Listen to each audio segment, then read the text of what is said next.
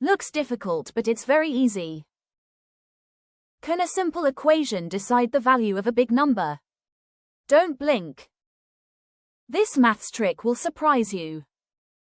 Our question is 2x plus 3y is equal to 4. We have to find the value of 49 to the power x into 343 to the power y. First we have to take this 49 to the power x into 343 to the power y. Then 49 we can write it is 7 square, so 7 square whole to the power x into 343 to the power y. If we observe this 343 we can write it as 7 cubed, so 7 cube is nothing but 343.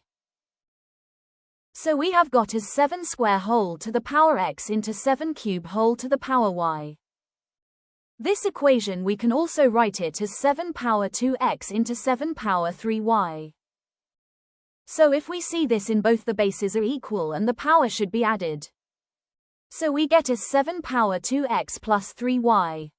So in the question we have given that 2x plus 3y is equal to 4, so put 2x plus 3y is equal to 4 in the equation.